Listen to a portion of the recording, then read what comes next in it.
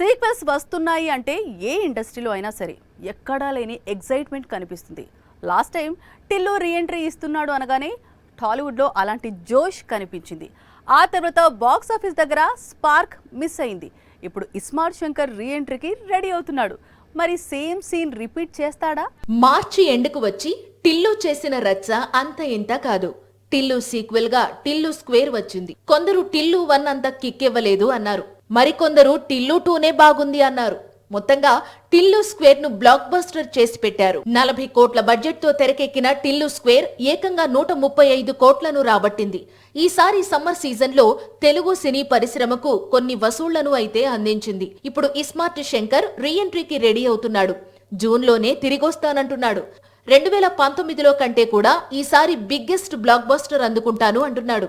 టాలీవుడ్ లో టిల్లుకు ఎంతమంది అయితే ఫ్యాన్స్ ఉన్నారో అంతకు మించిన ఫ్యాన్ ఫాలోయింగ్ ఇస్మార్ట్ కు ఉంది. May 15 iSmart Shankar birthday.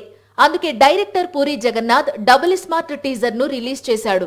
ISmart Shankar sequel అనగానే ఫ్యాన్స్ ఏదైతే ఎక్స్పెక్ట్ చేస్తారో అవన్నీ సీక్వెల్ లో ఉండనున్నాయి అనేది టీజర్ చూస్తే అర్థమవుతోంది. డబుల్ ఇస్మార్ట్ కూడా ఇస్మార్ట్ శంకర్ రేంజ్ లో క్లిక్ అయితే మాత్రం టాలీవుడ్ కు మరో 100 కోట్ల సినిమా అందివచ్చినట్లే.